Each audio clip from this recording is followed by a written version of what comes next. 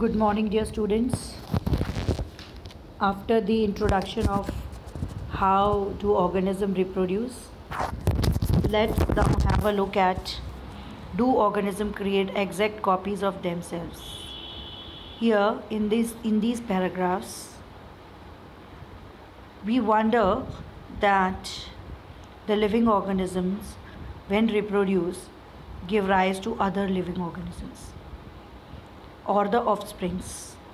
The offspring so formed are the carbon copies of their parents or not.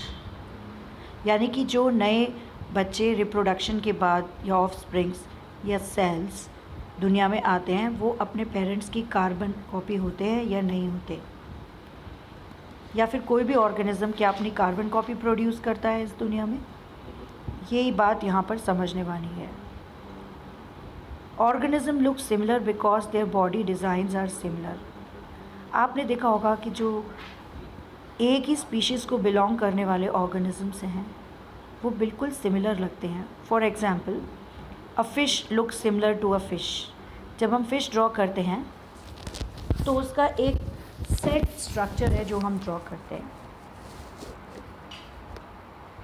तो question ये है कि ये जो बॉडी डिज़ाइन है ये सिमिलर है, तो ये कैसे सिमिलर बना. यानी पेरेंट्स का जो बॉडी डिज़ाइन है वो अपने बच्चों से सिमिलर होता है. तो क्यों?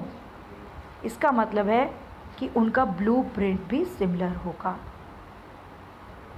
यानी कि जो ब्लूप्रिंट पेरेंट के बॉडी डिज़ाइन का है वो भी सिमिलर होगा पेरेंट्स के बॉडी डिज़ाइन के ब्लूप्रिंट से. अब हम सोच रहे होंगे कि भाई ये ब्लूप्रिंट का क्या मतलब है.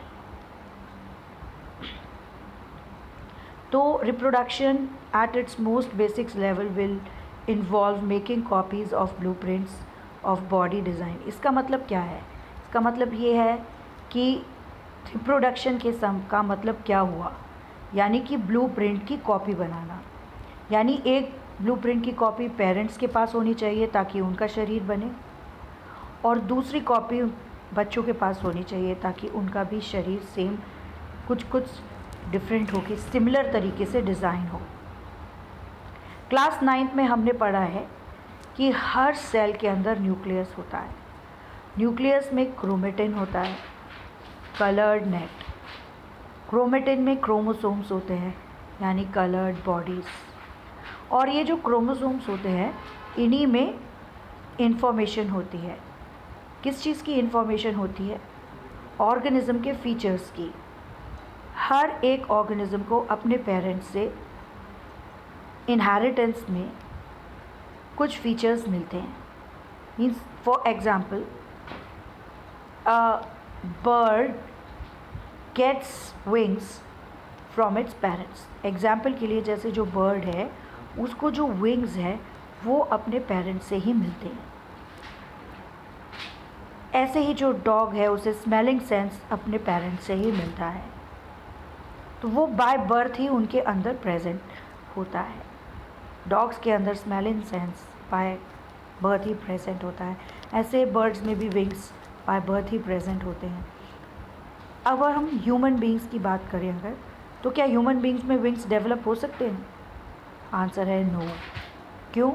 क्योंकि उनको जो ब्लूप्रिंट अपने पेरेंट्स से मिला है उसमें विंग्स का कोई भी डिज़ाइन नहीं है. उनके ब्लूप्रिंट में ऐसा डीएनए नहीं है जो कि विंग्स बनाएगा.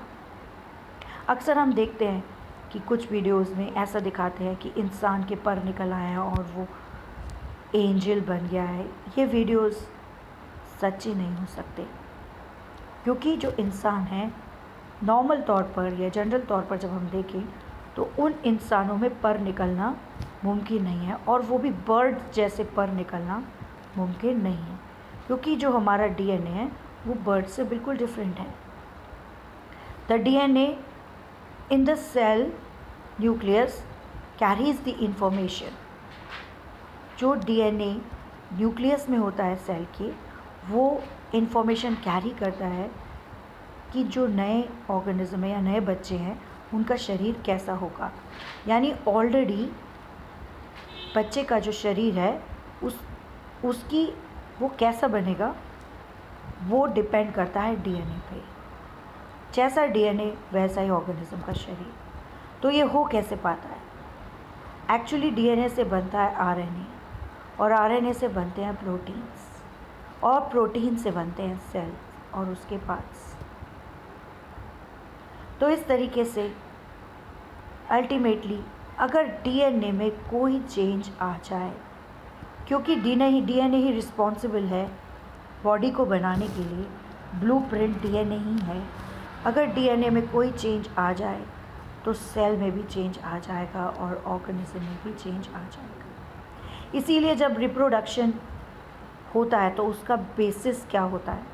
रिप्रोडक्शन का बेसिस होता है डीएनए की कॉपी बनाना। सबसे पहले एक सेल उस अपने अंदर प्रेजेंट डीएनए, यानी एक सेल उसके अंदर न्यूक्लियस होगा और न्यूक्लियस के अंदर क्रोमेटिन होगा, क्रोमेटिन में क्रोमोसोम्स होंगे और क्रोमोसोम्स डीएनए के बने होंगे। तो हर सेल सब रिप्रोडक्शन के पहले स्टेप में डीएनए की कॉपी बनाता है ताकि एक कॉपी वो अपने ऑफस्प्रिंग को दे सके। तो क्या खाली डीएनए ही आगे भेजना काफ़ी होगा? क्या खाली डीएनए ही प्रोड्यूस करना काफ़ी होगा? आंसर है नो, क्योंकि डीएनए खाली सेल को नहीं बना सकता। डीएनए सेल को बनाने के लिए उसे मशीनरी की ज़रूरत पड़ेगी। फॉर एग्ज़ाम्पल, कई बार हमारे दिमाग में कुछ आइडियाज़ आते हैं और उन आइडियाज़ को साकार करने के लिए, सपोज़ करिए आपका ड्रीम है कि आप एक बहुत सुंदर हाउस बनाएं, घर बनाएं। तो वो आपने ड्रीम किया और आपने उसका नक्शा बना लिया। मान लीजिए पेपर पर उसका नक्शा बना लिया, और हो सकता है आपने एक छोटा सा मॉडल भी उसका बना लिया हो। लेकिन क्या उस मॉडल को बनाने से वो घर बन जाएगा? छोटे मॉडल को बनाने से वो घर बन जाएगा, या दिमाग में नक्शे से वो घर बन जाएगा? नहीं। उस घर को बनाने के लिए पहले हमारे दिमाग में एक नक्शा होना चाहिए, और फिर वो नक्शा कहाँ जाएगा? हम उसे एक पेपर पे बनाएंगे उस नक्शे को, और फिर उस नक्शे के हिसाब से हम एक छोटा मॉडल बनाएंगे, और उस छोटे मॉडल के हिसाब से हम सामान जोड़ेंगे। हमें एपरेटस चाहिए उसे बनाने के लिए, हमें लोग चाहिए उसे बनाने के लिए। जब एपरेटस, मशीनरी, रॉ मटेरियल सब कुछ जमा हो जाएगा, फिर हम उससे वो घर कंस्ट्रक्ट कर सकते हैं। यानी खाली सोच से वो घर खड़ा नहीं हो जाएगा, उसको साकार रूप देने के लिए हमें और भी बहुत सारी चीज़ों का, मशीनरी वगैरह का अरेंजमेंट करना पड़ेगा। ऐसे ही यहाँ पर एक डीएनए की कॉपी बन जाने से एक नया सेल खड़ा नहीं हो सकता, उसको एक छोटी मशीनरी भी चाहिए। तो सेल सबसे पहले डीएनए की कॉपी बनाता है, फिर वो उसकी मशीनरी भी बनाता है। डीएनए की कॉपी के बाद थोड़ी सी माइटोकॉन्ड्रियास, थोड़ा सा गोल्गी एपरेटस, नए सेल को देने के लिए ये सब चीज़ें वो बनाता है। और जब उसके पास सब चीज़ें बन जाती हैं, एपरेटस पूरा तैयार हो जाता है विद डीएनए, तब वो डिवाइड करता है, तब वो नया सेल एग्जिस्टेंस में आता है। अब क्या ये जो नया सेल एग्जिस्टेंस में आया है कॉपी होगा? वैसे तो ये कॉपी ही होता है, लेकिन टाइम टू टाइम इसमें कुछ बायोकेमिकल, बिकॉज सिचुएशंस, यानी जिसमें पुराना सेल था, जिन सिचुएशंस में पुराना सेल था, उन्हीं सिचुएशंस में नया सेल रहेगा ये ज़रूरी नहीं है, या उन्हीं कंडीशंस में नया सेल रहेगा ये ज़रूरी नहीं है। तो नए सेल की कंडीशन बदल सकती है। अगर कंडीशन बदलेगी तो उसका डीएनए में भी थोड़ा बहुत चेंज आएगा, और इसी कारण से वो 100% तो सिमिलर होगा अपने पुराने सेल से, अपने पेरेंट सेल से सिमिलर तो होगा, लेकिन कार्बन कॉपी नहीं होगा। थोड़ा बहुत अकॉर्डिंग टू एनवायरनमेंट उसमें चेंज आएगा। अब अगर मान लो डीएनए में चेंज आए और सेल में, उसकी मशीनरी में चेंज ना आए, तो दोनों में कोऑर्डिनेशन नहीं हो पाएगा और सेल की डेथ हो जाएगी, या नए ऑर्गेनिज्म की डेथ हो जाएगी। लेकिन क्योंकि डीएनए में और मशीनरी में कोऑर्डिनेशन होना ज़रूरी है। अगर ये कोऑर्डिनेशन होगा तो नया सेल या नया ऑर्गेनिज्म जो रिप्रोडक्शन से आया है वो इवॉल्व करेगा और ये कुछ बेटर कैरेक्टरिस्टिक्स को कैरी करेगा।